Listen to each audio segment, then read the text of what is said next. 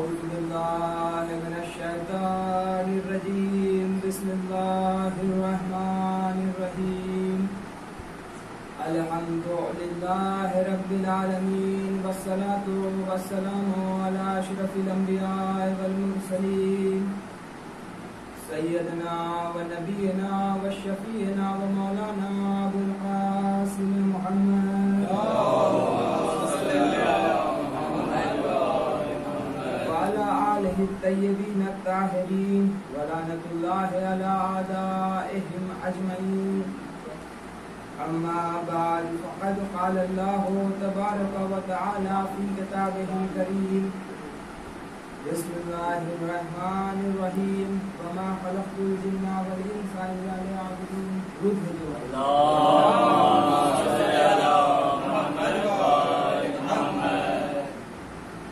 خوشا بحال ہو ان لوگوں کا کہ جن لوگوں نے اس سال فرش عزا بچھایا.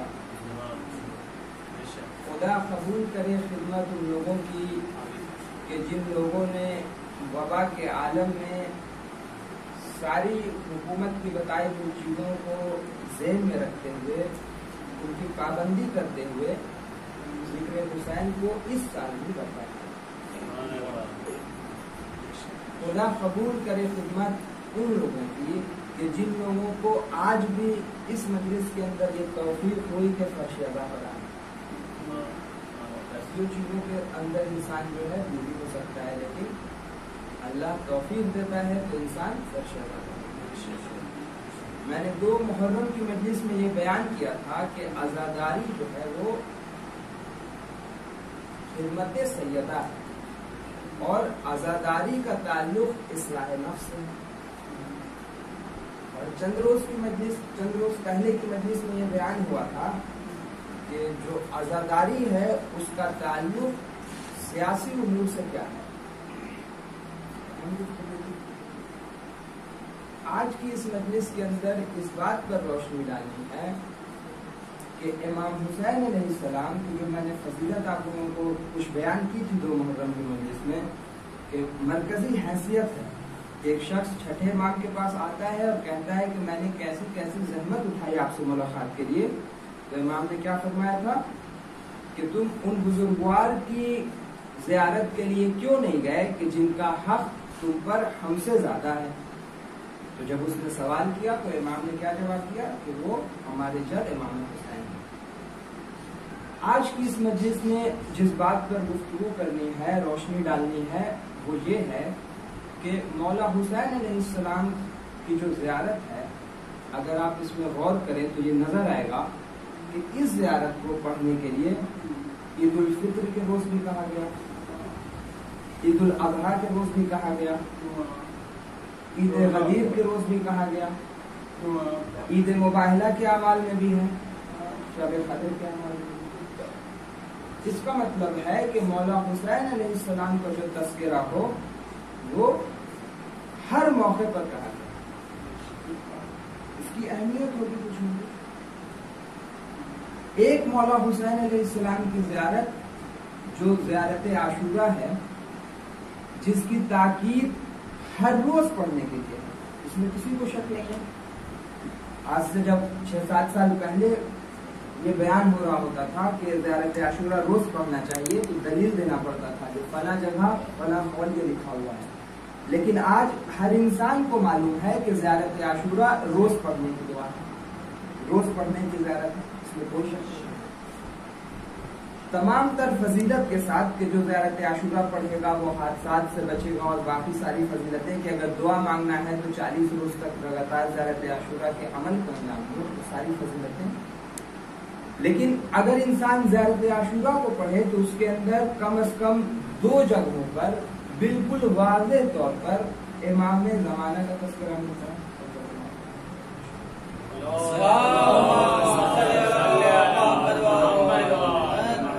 اور امام زمانہ کی زیارت ناہیہ ہو یا دعائے ندبہ ہو, ان دعاؤں کے اندر آپ کو مولا حسین علیہ السلام اور کربلا کا تذکرہ بالکل واضح طور پر ملتا ہے. اس کے علاوہ جو امام کے ظہور کا مقصد بتایا جاتا ہے اس مقصد کے اندر ایک اہم بات یہ بیان ہوتی ہے کہ مقصد یہ ہے کہ انہیں حسین کا بدلہ لے. تو اس کا مطلب ہے کہ کوئی نہ کوئی ربط ضرور ہے امام مہدی علیہ السلام سے اور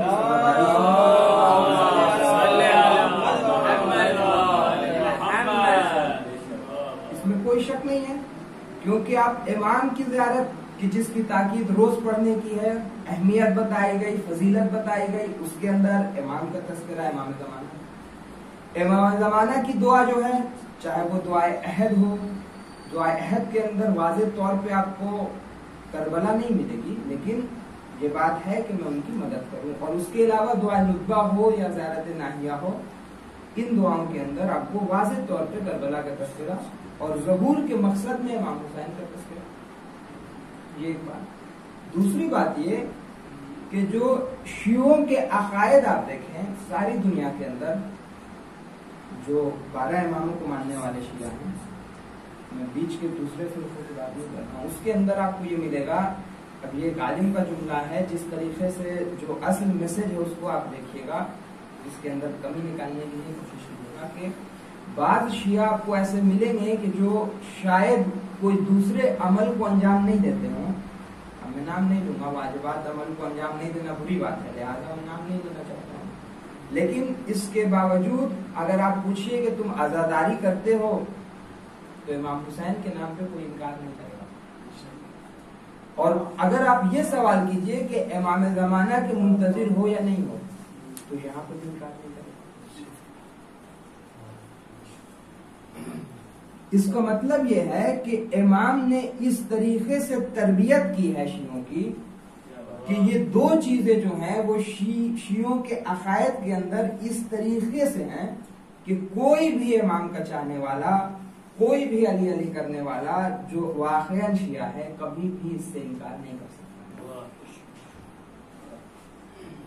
تو ایک نظریہ یہ ہوگا پھر کربلا کے واقعے پر غور و فکر کرنے کا، اور نہ صرف یہ کہ کربلا کے واقعے پر غور و فکر کرنے کا بلکہ سارے کے سارے ائمہ کے واقعے پر غور و فکر کرنے کا، کہ انسان یہ دیکھے کہ کس نے ساتھ دیا اور کیوں ساتھ دیا. جو امام کا ساتھ نہیں دے پائے وہ کیوں نہیں دے پائے. کربلا کے واقعے کے اندر واضح طور پہ ہے. کچھ لوگ ساتھ دے پائے، کچھ لوگ ساتھ نہیں دے پائے.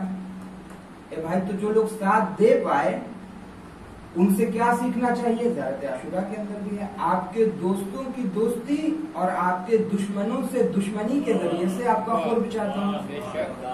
تو اس کا مطلب ہے پہلے دوستوں کی شناخت تو ہو. جو صفین میں ہوا تھا وہ نہیں ہو جائے کہ لشکر امام علی کا ہے اور کہہ رہا ہے کہ نہیں ہم قرآن سے جنگ نہیں کر سکتے ہیں، شناخت نہیں ہے. کہیں ایسا نہ ہو کہ ان کربلا والوں کی طرح ہو جائے کہ جو کربلا کے میدان میں تو تھے لیکن جب امام حسین نے نماز کے لیے مہلت مانگ لی تو کہہ دیا کہ آپ کی نماز قبول نہیں ہوگی. نعوذ باللہ. شناخت نہیں ہے حق کی. تو حق کی شناخت ہو انسان کو، اس کا درس زیارت عاشورہ. باطل کا پتہ لگنا، آیت اللہ خان نہیں فرماتے ہیں کہ انسانوں کو جو بصیرت حاصل ہونا چاہیے اس کے اندر ایک اہم ترین بات یہ ہے کہ دشمن کی شناخت ہو جائے کہ دشمن کون ہے.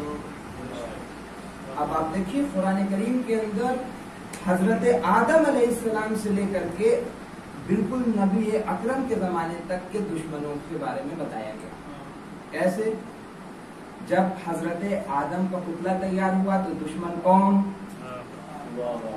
جس نے سجدہ کر دیا. جب حابیل اور قابیل کے بیچ میں یہ کہا گیا کہ امتحان لیا جائے گا تو یہاں پہ دشمن کون ہے؟ کہ جس نے قتل کر دیا. پورا واقعہ آپ دیکھتے ہیں. جناب ابراہیم کو آگ میں پھینکا جا رہا ہے، دشمن کون؟ جناب موسیٰ فرعون کے دربار میں ہے، اس زمانے میں دشمن کون؟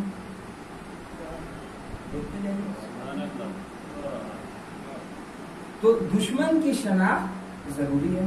تو آگے سامنے ہی فرماتے ہیں کہ اب آج کے زمانے میں اگر سوال کیا جائے، ہر زمانے کے اندر دشمن رہا ہے اور اسلام کا ایک اس زمانے میں امام چونکہ غیبت میں ہے تو اس کا مطلب یہ نہیں ہے کہ دشمن نہیں ہے،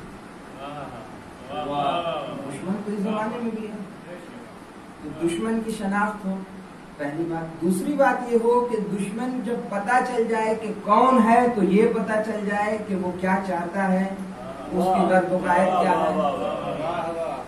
بعض اوقات ایسا ہوتا ہے کہ انسان مقصد کو نہیں سمجھتا ہے اور جنگ کرنے لگتا ہے، اگر بغیر مقصد سمجھے ہوئے جنگ کرنے پہ اتر آئے تو یہ ہوتا ہے کہ جو دشمن چاہ رہا ہوتا ہے بعض اوقات وہی انسان کر دیتا ہے۔ تو مقصد کو سمجھنا، اور مقصد جب پتہ چل جائے دشمن کا تو یہ معلوم ہو جائے کہ دشمن اس مقصد کو حاصل کرنے کے لیے کون کون سے حربے استعمال کر رہا ہے۔ اب آپ اس نظریے سے اگر دیکھیے تو عزاداری کے خلاف جتنی باتیں ہوں گی وہ بھی سمجھ میں آئیں گی، مرجعیت کے خلاف جتنی باتیں ہوں گی وہ بھی سمجھ میں آئیں گی، نماز میں جو یہ کہہ دے گا کہ فلاں ذکر کو شامل کر دو وہ بھی سمجھ میں آ جائے گا، ساری چیزیں سمجھ میں آنے لگیں۔ ایک درود بھیجے محمد،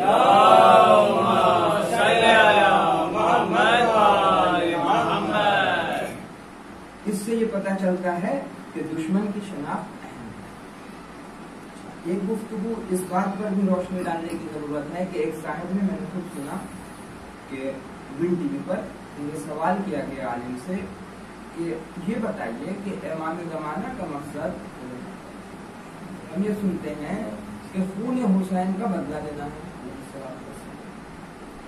تو تاریخ کے اندر یہ ملتا ہے کہ جناب مختار نے بھی بدلہ لیا تھا، سب کو ختم کیا تھا، تو اس وقت بدلہ پورا نہیں ہوا، اور نہیں پورا ہوا تو کیوں پورا نہیں ہوا، اور پورا ہوگا جب امام آئیں گے تو کیسے؟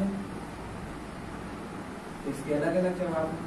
جو ایک جواب سمجھ میں آتا ہے، آخر جس کو تسلیم کرتی ہے وہ یہ ہے کہ امام کی ذات اس سے بالا تر ہے کہ بدلہ یہ ہو کہ دشمن کے ظاہری جسم کو ختم کر دیا جائے۔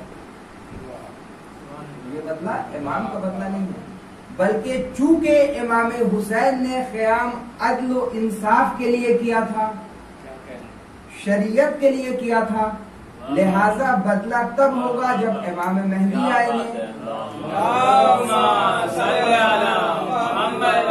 اور روایت کے اندر ملتا ہے کہ دنیا کو عدل و انصاف سے اس طریقے سے پر کر دیں گے جس طریقے سے ظلم سے بھری ہوگی، تو یہ اصل بدلہ پورا ہوگا۔ اب اس کے اندر آج کی دنیا میں ابھی لوگ سمجھ چکے ہیں کہ دین کا سیاست سے تعلق ہے، یہ سمجھ چکے ہیں لوگ، ہر کوئی چاہے کسی بھی مذہب سے تعلق رکھتا ہو، کہ مذہب جو ہے اس کو اب مرکزی حیثیت حاصل ہونی ہے کسی بھی سیاسی امور میں۔ میں مثال دے دوں، ایسے ممبر سے میں کسی اور کا تذکرہ نہیں کرتا ہوں، نام بھی نہیں دوں گا۔ کل ایک کانفرنس میٹنگ رکھی گئی، ایک بیگ میرے پاس میسج آیا کہ کانفرنس میٹنگ ہے، کس کی بھائی؟ تو ایک جو میں پرانی جس یونیورسٹی میں تھا وہاں کے ایک پروفیسر چاہتے ہیں کہ آپ لوگوں سے گفتگو کریں، جو جن بچوں کو پڑھا چکے ہیں، ہم بھی اس کو شامل ہو گئے، شام کو اپنے دیکھتے کیا کہتے ہیں۔ تو انہوں نے یہ بات کہی کہ میں یہ دیکھ رہا ہوں کہ آج کی تاریخ میں ہر حکومت ساری دنیا میں جو بھی سیاسی جو پالیسیاں لی جا رہی ہیں یا جو بھی امور انجام پا رہے ہیں وہ مذہب سے متعلق کسی نہ کسی طریقے سے جڑے ہوئے ہیں۔ تو اس کو سمجھ کر کے اس پہ میں کسی طرح کا کام کرنا چاہتا ہوں اس کے متعلق۔ تو انہوں نے بہرحال اپنا جو بھی بیان کیا، تو یہ اہم مدعا ہے جو ہر کوئی آج کے تاریخ میں سمجھ رہا ہے۔ اس سے متعلق شیعوں کے اندر بھی بہت کام ہو رہا ہے کہ چند روز پہلے میں نے ماہ رمضان کی مجلس میں جو لوگ موجود تھے بیان کیا تھا کہ ایک کتاب جو میگزین نکلی آخری امید کے نام سے، جس کے اندر ایک آرٹیکل آیا تھا، اس کو انگریزی میں ٹائپ کر کے بھیجنے کے لیے میرے پاس آیا تھا، تو میں نے دیکھا اس آرٹیکل کے اندر یہ بات تھی کہ جو بھی مذہب ہے اس کے اندر اقلیت کے بارے میں کیا کہا جاتا ہے اور جب امام آئیں گے تو ان کی حکومت کے اندر اقلیت سے کیا ٹریٹمنٹ ہوگا، ان کے لیے کیا پالیسیاں ہوں گی۔ تو اس کا موضوع تھا کہ اقلیت در حکومت امام مہدی۔ تو ہر کوئی اس سے متعلق چاہ رہا ہے کسی نہ کسی طریقے سے کوشش کرے۔ اور کربلا کے واقعے، اب میں کربلا پر آتا ہوں کہ کربلا کے واقعے کو اس طریقے سے بھی دیکھا جا سکتا ہے، جس پر میں نے روشنی ڈالنے کی کوشش کی تھی جو 2 محرم کے مجلس میں، کہ امامت کی نصرت کس طریقے سے کی جاتی ہے، امامت کی نصرت کے لیے کیا کیا قربان کیا جاتا ہے۔ یہاں سے اگر انسان درس حاصل کر لے، اگر یہاں سے انسان سبق حاصل کرے، یہاں سے انسان عبرت سیکھے، تو ممکن ہے کہ انسان کو خود پر عمل کرنے کا وہ موقع فراہم ہو جائے اس فرش ازا کی برکت میں کہ امام اپنے وقت کے امام سے اس عشرے کے بعد انسان ذرا سے زیادہ قریب ہو جائے، خود میں اضافہ ہو جائے۔ یہ ممکن ہے۔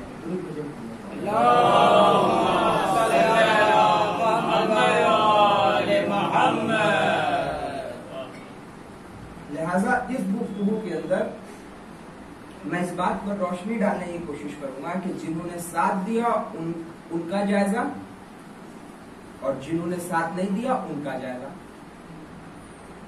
اس سے پہلے یہ سوال کرنا پڑتا ہے انسان کو کہ آخر کیا وجہ رہی ہوگی کہ امام حسین علیہ السلام کو رسول خدا کے جانے کے بعد ابھی ایسے لوگ موجود ہیں جنہوں نے رسول کا زمانہ دیکھا ہے، ابھی ایسے لوگ موجود ہیں جنہوں نے یہ دیکھا کہ امام حسین علیہ السلام جو ہے وہ آپ صلی اللہ علیہ وسلم کی زلفوں سے کھیل رہے ہیں، ابھی ایسے لوگ موجود ہیں کہ جو مرتبہ جانتے ہیں۔ ایک واقعہ موجود ہے کہ ایک شخص آتا ہے جس کی کوئی حاجت ہوتی ہے، چاہتا ہے کہ ختمی مرتبہ صلی اللہ علیہ وسلم سے اپنی حاجت کو پیش کرے، تو دیکھتا ہے کہ ایک بچہ ہے جو ان کے گھر کے باہر کھیل رہا ہے، تو سوال کرتا ہے کہ ختمی مرتبہ کو کون سی چیز ہے جو محبوب ہے، تو لوگ کہتے ہیں یہی وہ بچہ ہے جو کھیل رہا ہے، بہت محبوب ہے۔ تو وہ شخص آ کر کے امام حسین علیہ السلام سے سوال کرتا ہے کہ کیا آپ اس بات کی اجازت دیتے ہیں کہ میں آپ کو اپنی گود میں لے لوں، اور گود میں لینے کے بعد رسول خدا سے آپ کے وسیلے سے سوال کروں؟ تو امام حسین علیہ السلام تیار ہو جاتے ہیں کہ اے شخص جیسے تمہاری مرضی ہے تم اس کو انجام دو۔ اب یہ بندہ جب گود میں لے کر کے آتا ہے امام حسین علیہ السلام کو، تو رسول خدا سے آنے کے بعد سیدھے یہ کہتا ہے کہ اے رسول خدا آپ کو حسین کا واسطہ۔ تو جب آپ صلی اللہ علیہ وسلم اسے سنتے ہیں تو کہتے ہیں اے شخص تو نے مجھے اتنا بڑا واسطہ دے دیا کہ اب تم اس سے جو مانگنا چاہتا ہے مانگ لے، میں اسے پورا کر دوں گا۔ تو اس طریقے سے بالکل ظاہر طور پر لوگوں کو معلوم تھا کہ جب پشت پر سوار ہوتے ہیں تو نمازوں کو پھول دے دیا جاتا ہے۔ کتاب ہے آیت اللہ خامنئی کی کتاب ہے حسین دلربائے قلوب، جس کے اندر آیت اللہ خامنئی کی وہ اسپیچ کا ترجمہ ہے جس کے اندر انہوں نے بتایا کہ کس طریقے سے واضح طور پر رسول خدا کے زمانے میں امام حسین علیہ السلام کی فضیلت آشکار ہے۔ لیکن ایک ایسا دور آیا کہ ابھی وہ لوگ موجود ہیں جنہوں نے یہ زمانہ دیکھا، لیکن عالم یہ آیا کہ آپ کو ختم کر دیا گیا اتنی بے دردی سے۔ اس کی ایک وجہ یہ بیان کی جاتی ہے، ایسے بہت ساری وجہیں ہیں، حضرت عاشورہ کتاب کے اندر موجود ہیں، آپ لوگوں نے پڑھی ہوگا کہ ایک وجہ یہ بیان کی جاتی ہے کہ جن پیرامیٹرز کے اوپر رسول خدا نے معاشرہ تشکیل دیا تھا ان کو بلا دیا گیا رسول خدا کے نام کے۔ ایک مثال میں صرف میں دوں گا، پھر کربلا پر ایک مثال صرف یہ، اس کے علاوہ اور بھی مثالیں موجود ہیں۔ ایک مثال یہ کہ رسول خدا نے اذان دینے کے لیے کہا تھا کسے؟ سب کو معلوم ہے، حضرت بلال کو۔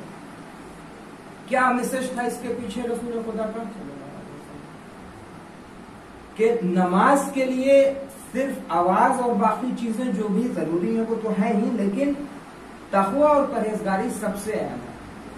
کہ اگر تقوی اور پرہیزگاری ہو اور پھر آواز نہیں ہو، تلفظ بھی نہیں ہو اس طریقے کا، تب بھی اذان ممکن ہے۔ وہ بھی کون موقع پر اذان؟ آج کے تاریخ میں ہم لوگوں کی مسجد میں جو اذان ہوتی ہے اس کے اندر اکثر لوگ ایسے ہیں جن کو عربی نہیں آتی ہے، اکثر لوگوں کو عربی نہیں آتی ہے، لیکن پھر بھی اگر تلفظ خراب ہو تو سننے میں خراب لگتا ہے.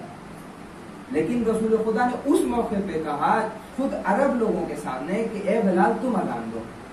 تو وہاں پہ جب حضرت بلال کا تلفظ ادھر کا ادھر ہوا ہوگا تو لوگوں کو کیسا محسوس ہوا ہوگا. لیکن رسول خدا نے یہ میسج دے دیا کہ تقوی اہم ہے، پرہیزگاری اہم ہے.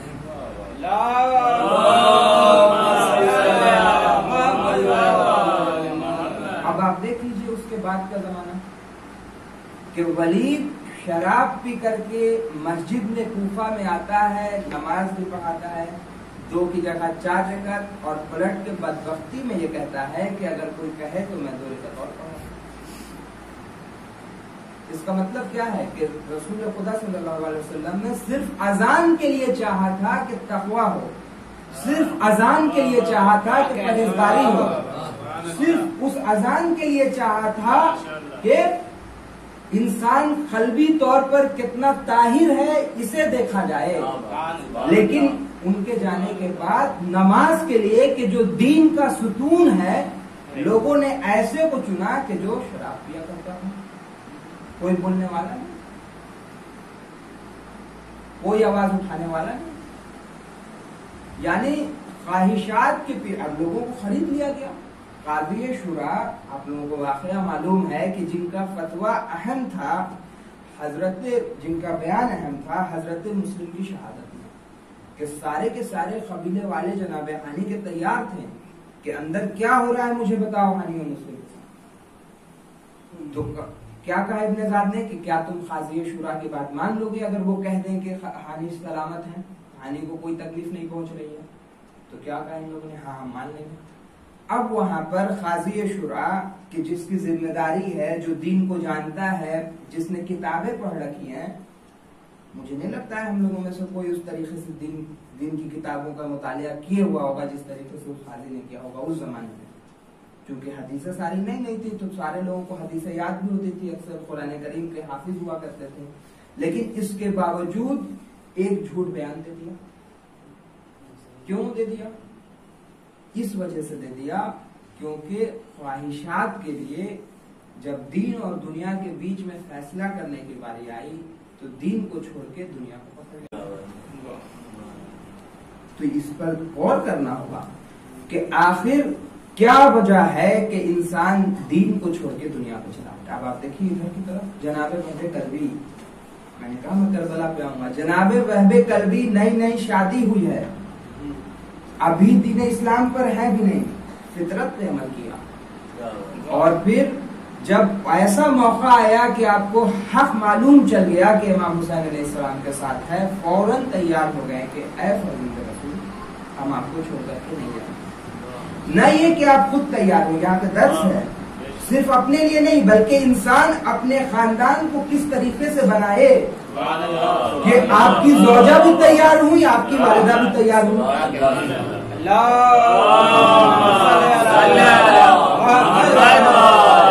کس طریقے سے تیار ہوئی؟ یہ صرف مسائل میں سننے کے بعد فضائل میں انسان سنے کس طریقے سے تیار ہوئی کہ جب جناب وہب کلبی کا سر آپ کے سامنے پیش کیا گیا تو گھما کر کے یزید کی فوج کی طرف پھینکا، ابن زاد کی فوج کی طرف، اور کہا کہ حسین پر دیا ہوا صدقہ ہم واپس نہیں لیتے ہیں.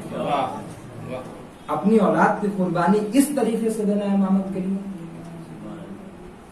جناب حبیب ابن مظاہر کے واقعے پہ اگر آپ غور کیجئے تو حبیب ابن مظاہر خود آئے ہیں لیکن زوجہ کا امتحان لیا. پھر مسائل میں بھی میں حبیب ابن مظاہر کے واقعے کی طرف روشنی ڈالوں. ابھی فضائل میں ایک بات کہ جب جناب حبیب ابن مظاہر آئے ہیں تو زوجہ کا امتحان لیا. زوجہ نے کیا جواب دیا؟ اے حبیب اگر تم نہیں جاؤ گے حسین کی مدد کے لیے تو میں جاؤں گی، تم گھر میں بیٹھو میں جاتی ہوں. اسی کوفے کے اندر زیادہ تر عورتیں ایسی ہیں کہ جو اپنے شوہر کو اس لیے کربلا بھیج رہی ہیں کہ مال و زر لے کر کے آؤ، لیکن اسی کوفے کے اندر حبیب ابن مظاہر کی زوجہ بھی ہیں جو یہ کہتی ہیں کہ حبیب اگر حسین ابن علی کی نصرت کے لیے تم نہیں گئے تو میں جاؤں گی. کیا درس ہے انسان کو؟ جبکہ زیادہ تر عورتیں ایسی ہیں جو دین پر عمل نہیں کر رہی ہیں. آج کے زمانے میں درس ہے کہ امام مہدی کے اس دور میں جب زیادہ تر لوگ امام زمانہ کے اس دور میں جب زیادہ تر لوگ دین سے منحرف ہوں گے، جو حدیث کے اندر بیان ہے، امام کے سپاہی کو ایسا ہونا چاہیے کہ جب موقع فراہم ہو امام کی نصرت کے لیے تو خود بھی تیار ہو، خاندان بھی تیار ہو۔ اللہم صلی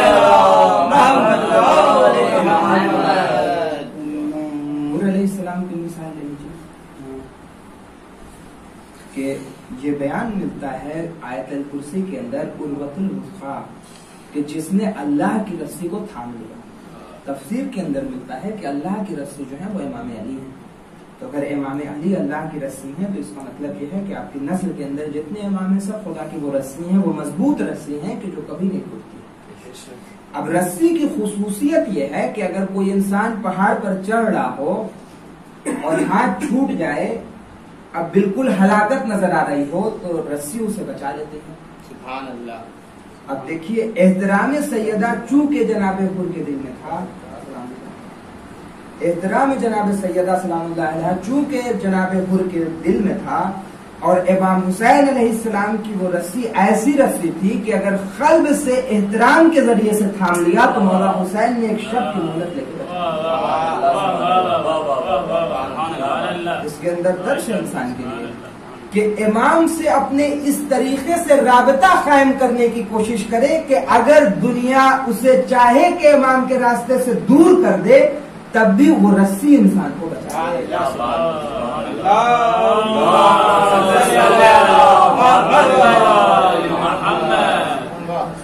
جناب زہیر ابن خین کا واقعہ کتنا وقت ہو گیا؟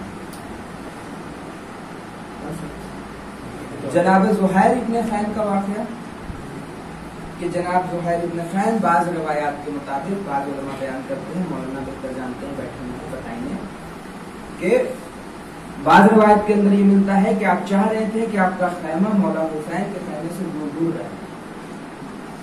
دور رہے، ایسا نہ ہو کہ فرزند رسول آپ کو بلا لے۔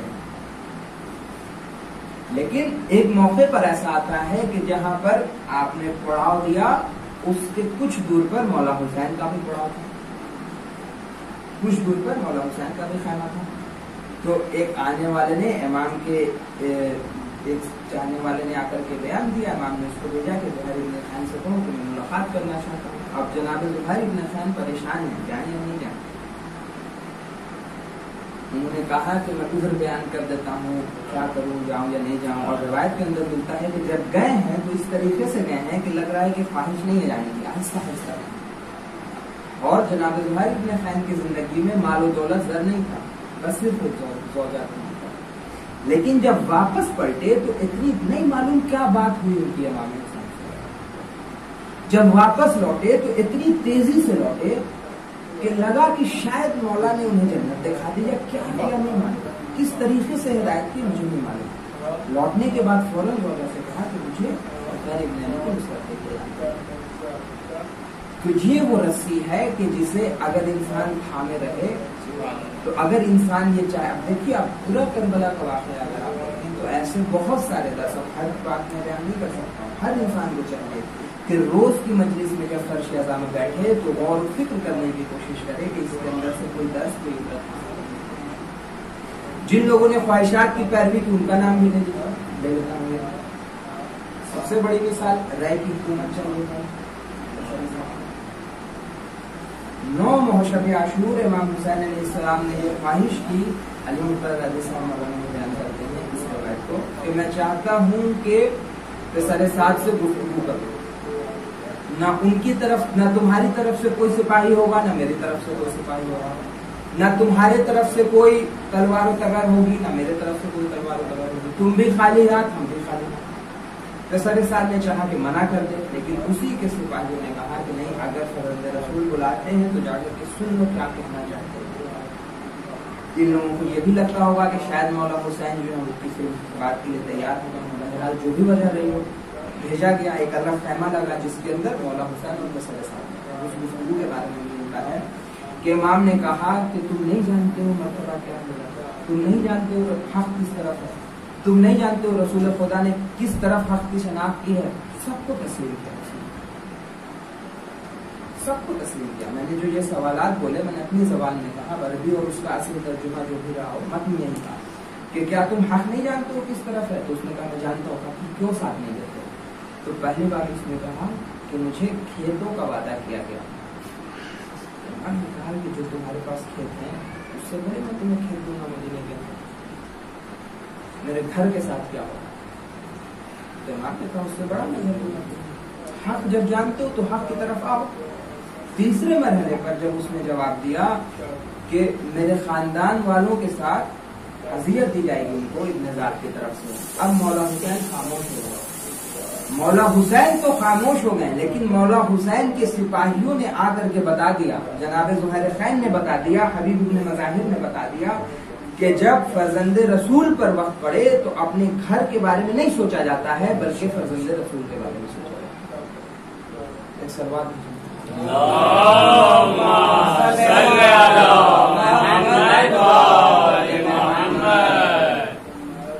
अब इस सब के पीछे जो बात नजर आती है वो ख्वाहिशात है कि जो ख्वाहिशात की पैरवी करता है।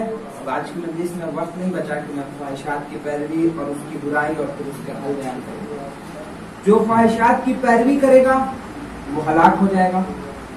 जो खुद अपने जिहाद नफ्स के जरिए से ख्वाहिशात को अपने अक्ल के दायरे में रखेगा वो कामयाब होगा। ये ना कुरान करीम के अंदर वाज़े आयत है कि क्या आपने उस शख्स को नहीं देखा कि जिसने ख्वाहिशात को अपना माबूद बना लिया। माबूद मतलब क्या होता है? बस ये आखिरी बात,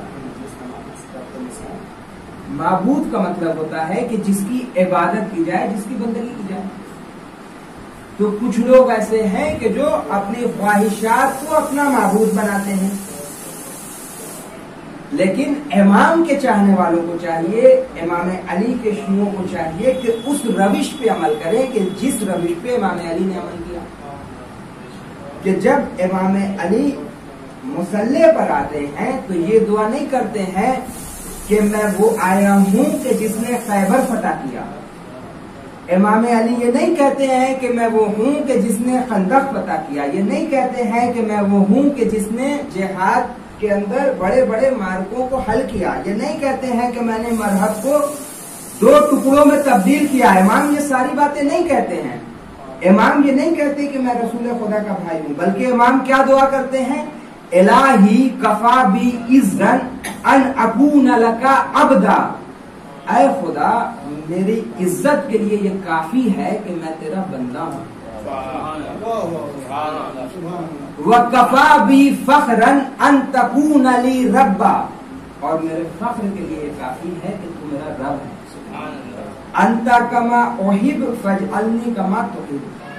तू वैसा है कि जैसा मैं चाहता हूँ, मुझको वैसा बना दे कि जैसा तू चाहता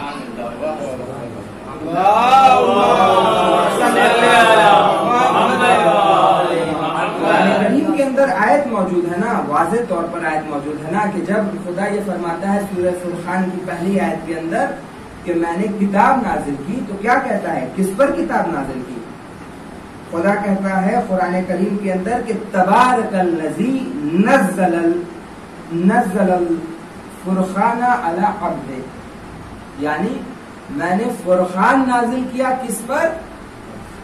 अपने बंदे पर। अला अब्दे यानी बंदा बनना बहुत आसान है। इंसान जिसका चाहे बंदा बन जाए। जैसे रिवायत बयान हुई कि जो लोग अपनी ख्वाहिशात नफ्स की बंदगी करते हैं, लेकिन अल्लाह का बंदा बनने में इतनी चाशनी है कि खुदा कहता है कि मैंने किताब नाजिल किया, फुरखान नाजिल किया किस पर? अपने बंदे पर। और न ये कि सिर्फ खुद ऐलान किया, बल्कि कहा कि तुम लोग भी ऐलान करो। इसलिए नमाज के अंदर जब हम कुनूत पढ़ते हैं तो हम भी ऐलान करते हैं कि अशहदु अन्ना मुहम्मदन अब्दुहु व रसूलुहु, कि आप जो हैं वो अल्लाह के बंदे हैं और रसूल हैं। तो बंदा बनना कमाल है। और इस बंदगी का दर्स आप देखिए जनाब हबीब इब्न मज़ाहिर के वाक़े के ऊपर गौर करते हैं तो रब्त मसाइल कि जनाब हबीब इब्न मज़ाहिर के पास क्या क्या उज़्र है करबला के अंदर नहीं आने का। एक दफा पिछले साल की मजलिस में हमने बयान करने की कोशिश की थी इस बात को, क्या क्या उज़्र है। आप ज़ईफ हैं, अगर चाहें तो अपनी ज़ईफी को उज़्र बना करके ये कह सकते हैं कि मैं खातिर हूँ आपकी खिदमत करने से, आपकी मदद करने से, नफरत करने से। ज़ईफ होने के साथ साथ आपकी ज़ौजा है, बच्चा है, आप उज़्र बयान कर सकते हैं। उसके अलावा कूफे के हालात ऐसे नहीं है, साजगार नहीं है, आपको मालूम भी नहीं है कि अगर आप क़याम करेंगे तो आप पहुंच पाएंगे करबला तक या नहीं। खत आया है उस ज़ईफी के आलम में। आज के जमाने का टेलीफोन नहीं था कि ये मालूम चल जाए कि असलम कहाँ पर इमाम है। ये मालूम है कि करबला के जानिब से खत आया है। अब उसके अंदर किस जानिब से खत आया है नहीं मालूम। यानी उज़्र बहुत है। अगर देना चाहते हैं जनाब हबीब इब्न मज़ाहिर, लेकिन जनाब हबीब इब्न मज़ाहिर ने तमाम उज़्र को कुचलते हुए मौला हुसैन अलैहिस्सलाम के खत पर लगाया। और किस तरीके से लगाया कि जब इमाम हुसैन अलैहिस्सलाम ने आपको खत लिखा है ना, तो खिताब किया है रजुलुल फकीर करके। वक्त के इमाम ने, इससे बड़ा रुतबा मुझे नहीं मालूम एक आम इंसान के लिए क्या हो सकता है कि वक्त का इमाम आपको फकीह कर देगा। इमाम हुसैन अलैहिस्सलाम ने कहा रजुलुल फकीर, ऐ फकीह। और उसके बाद जो फासिद आया है ना, तो हबीब इब्न मज़ाहिर की बचपन की ये आदत कि मौला हुसैन आगे चलते जाते थे, हबीब इब्न मज़ाहिर आपके कदमों के नीचे की खाक को उठा के चेहरे पे मलते जाते थे। और रसूल खुदा ने आपका इस अमल की वजह से एहतराम किया है। जाहिरन एक बच्चे का एहतराम, लोगों ने देखा कि रसूल खुदा एक बच्चे का एहतराम कर रहे हैं। सवाल किया देखो, मैंने ये देखा है कि जब मेरा हुसैन चलता है आगे आगे, तो हबीब पीछे से उस खाक को उठा करके अपने चेहरे पर। और जब खासिद आया है ना, तो हबीब इब्न मज़ाहिर ने उसके खदमों का बोसा लिया है और ये कहा कि इन्हीं कदमों से तू मेरे मौला के पास से चल के आया। और फिर वो इम्तिहान जो आपने अपनी ज़ौजा का लिया कि मैं सोच रहा हूं कि जाऊं या नहीं जाऊं, ज़ौजा ने फौरन जवाब दिया कि ए हबीब, अगर तुम नहीं जाओगे तो मैं जाऊंगी मदद करने के लिए। हबीब इब्न मज़ाहिर ने अपने गुलाम और अपने घोड़े से कहा, अपने गुलाम से कहा कि घोड़ा एक जगह पर तैयार रखना है, खास जगह पर, मैं आऊंगा शब की तारीकी में और लेकर के करबला चल जाएंगे। लेकिन जब हबीब इब्न मज़ाहिर को ताखीर हुई तो ये देखा कि घोड़ा गिरिया करता है और गुलाम घोड़े से कहता है कि ऐ अस्त, अगर हबीब इब्न मज़ाहिर नहीं आए तो तू घबराना नहीं, मैं जाऊंगा मौला हुसैन की नुसरत के लिए। हबीब इब्न मज़ाहिर ने गोया सरो सीना पीट लिया। क्या वक्त आन पड़ा है फर्जंदे रसूल पर कि घोड़ा गिरिया कर रहा है। तेजी से दौड़ाते हुए जब आए हैं, अब तक जब भी टापों की आवाज आती थी, जनाब ज़ैनब सवाल करती थी कि ए फिजा, पता करो कौन आया है, ए फिजा ये कौन आया है। बार बार ये खबर मिलती थी कि दुश्मन की तरफ से कोई है। लेकिन जब जनाब हबीब इब्न मज़ाहिर आए हैं, तो एक मर्तबा जनाब ज़ैनब ने कहा, ए फिजा, हबीब इब्न मज़ाहिर को कहना कि शहजादी सलाम कहती है। अब जो हबीब इब्न मज़ाहिर ने सलाम सुना, अपने चेहरों पर तमाचा मारना शुरू किया। हाय, ऐसा वक्त आ गया कि शहजादी सलाम करे। और फिर हबीब इब्न मज़ाहिर की कुर्बानी पेश किया। अब सादिक हसन साहब जनाब हबीब इब्न मज़ाहिर के मसाइल में ये बात बयान करते हैं कि जब ये काफिला चला ना, जब ये काफिला 11 मुहर्रम को चला और फिर कूफे पहुंचा, तो कूफे के अंदर एक बच्चा है कि जिसने सलाम किया इमाम सज्जाद को। इमाम ने पूछा कि ए बच्चे, तू कौन है, मुझे सलाम करता है? तो उस बच्चे ने कहा कि मैं हबीब इब्न मज़ाहिर का बेटा हूँ। जनाब ज़ैनब ने सुन लिया, कहा कि ए फर्जंद, तेरी माँ कहाँ है? तो उसने कहा, उस बच्चे ने, कि मेरी माँ छत पर है। एक मर्तबा जनाब ज़ैनब ने उधर रुख किया और कहा कि ए हबीब इब्न मज़ाहिर की ज़ौजा, हबीब को शहीद किया गया, पुरसा कबूल करो। मैं दोनों हाथों को जोड़ के कहूंगा, ए